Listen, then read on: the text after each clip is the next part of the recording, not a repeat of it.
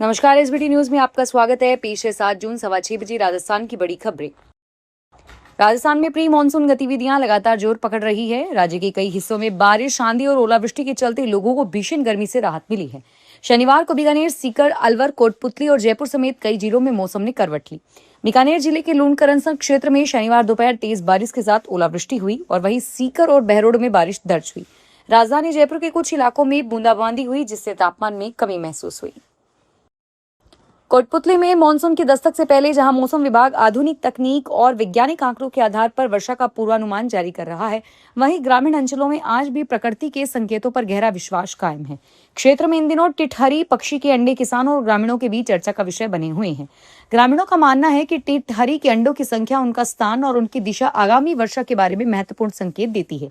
इसी कारण गाँव में लोग टिटहरी के अंडों को ध्यान से देख रहे हैं और मानसून को लेकर अपने अपने अनुमान लगा रहे हैं। सार्वजनिक क्षेत्र की तेल अन्वेषण कंपनी ऑयल इंडिया को अंडमान द्वीप के पास समुद्र में प्राकृतिक गैस के नए भंडार मिले हैं।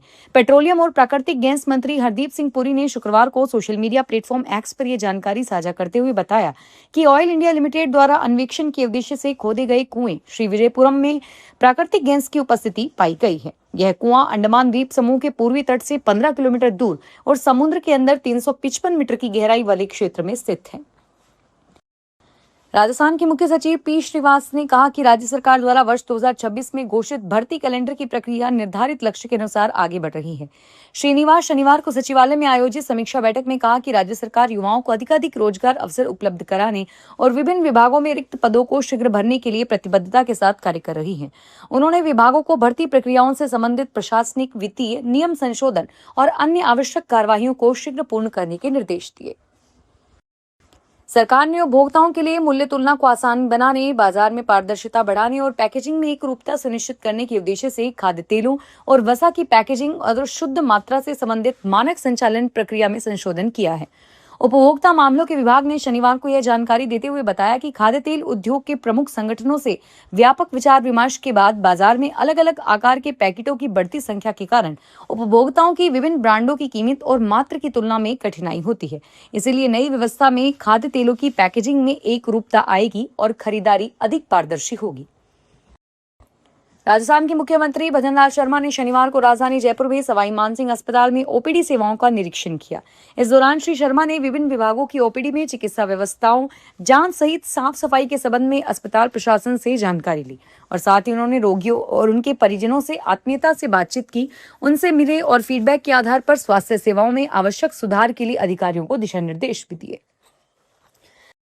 राजस्थान के अजमेर जिले में पुष्कर के बड़ी बस्ती शिव चौक सब्जी मंडी के पास स्थित एक ज्वेलरी शॉप में मध्यरात्रि के बाद नकाब पहने युवक ने तीसरी मंजिल में प्रवेश किया और लॉकर के पास रखे 8 किलो चांदी के जेवरात चोरी करके भाग गया।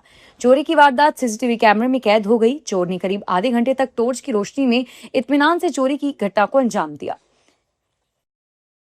उदयपुर में शहर के ट्रैफिक जाम से मुक्ति दिलाने के लिए शनिवार को एक बड़ी बैठक हुई। शहर विधायक ताराचंद जैन ने पुलिस अधीक्षक डॉक्टर अमिता दुहन के साथ एसपी ऑफिस में करीब 10 मुद्दों पर चर्चा की।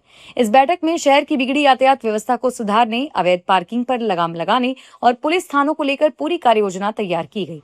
शहर में बन रहे एलिवेटेड रोड के नीचे और लिंक रोड पर लगे लोग धड़ल्ले से गाड़ियां पार्क कर रहे हैं। विधायक ताराचंद जैन ने इस अवैध पार्किंग पर गहरी चिंता जताई। सीकर के दादिया थाना इलाके में चलती गाड़ी का अचानक क्लच फ्री हो गया, जिसके बाद गाड़ी में भीषण आग लग गई। गनीमत रही कि गाड़ी में सवार 3 दो समय रहते ही नीचे उतर गए। इस घटना में गाड़ी पूरी तरह से जलकर खाक हो गई। सूचना मिलने पर पुलिस मौके पर पहुंची और घटनास्थल का मुआयना किया। हेड कांस्टेबल ने बताया कि यह घटना बैरीसेंड के नजदीक की है। सूचना मिलने पर वे टीम के साथ मौके पर पहुंचे, जहां गाड़ी धू धू करके जल रही थी। उत्तर पश्चिमी रेलवे ने जैसलमेर लालगढ़ जैसलमेर एक्सप्रेस के समय में बदलाव किया है। यह नया टाइम टेबल लागू हो चुका है और अब ट्रेन नंबर 14704 लालगढ़ से 15 मिनट पहले सुबह 7:25 पर रवाना होकर दोपहर 1:30 पर जैसलमेर पहुंचेगी और वहीं वापसी में यह ट्रेन जैसलमेर से 20 मिनट पहले सुबह 10:40 पर चलकर शाम 4:45 पर लालगढ़ पहुंचेगी। जोधपुर रेल मंडल ने यात्रियों से अपील की है कि वे सफर पर निकलने से पहले नए समय की जानकारी लें। सलूंबर जिले की परसाद थाना पुलिस ने मालखाने में जब्त 1.5 करोड़ रुपए की अवैध शराब को नष्ट किया। यह कार्रवाई पुलिस अधीक्षक विष्णुराम बिश्नोई के निर्देशन में हुई। विभिन्न प्रकरणों में जब्त की गई अवैध शराब के नमूनों की रासायनिक जांच कराई गई। खेरवाड़ा के अतिरिक्त मुख्य न्यायिक मजिस्ट्रेट के आदेश के बाद राज्य स्तर पर रिपोर्ट में शराब को मानक उपयोग के लिए अनुपयुक्त पाया गया। इसके उपरांत आबकारी विभाग से स्वीकृति मिलने पर निस्तारण की प्रक्रिया शुरू की गई। अंधविश्वास और तंत्र मंत्र के नाम पर धनराशि कई गुना बढ़ाने का झांसा देकर 11,68,000 रुपए की कथित ठगी का मामला सामने आया। खास बात यह है कि पीड़ित को यह झांसा किसी बाहरी व्यक्ति ने नहीं बल्कि उसके अपने समधी ने दिया। पीड़ित ने समधी, उसके पुत्र और मौलवी पर मामला दर्ज कराया है। शिकायत के अनुसार राजेंद्र प्रसाद ने जनक कुमार को बताया कि हरियाणा के पुन्हाना निवासी मौलवी ने अनुष्ठानों के जरिए किसी भी धनराशि को 2 से 4 गुना तक वे बढ़ा सकते हैं। शुरुआत में पूजा पाठ और अनुष्ठान के नाम पर 11,000 रुपए भी उनसे लिए गए। केंद्रीय संस्कृति व पर्यटन मंत्री गजेंद्र सिंह शेखावत ने कहा कि प्रधानमंत्री मोदी के नेतृत्व में भारत उसी मार्ग पर आगे बढ़ रहा है जिसकी आजादी के बाद आवश्यकता थी। पिछले 12 साल के कालखंड में देश और विश्वास के माहौल से बाहर निकलकर आत्मनिर्भर और विकसित भारत की दिशा में आगे बढ़ा है।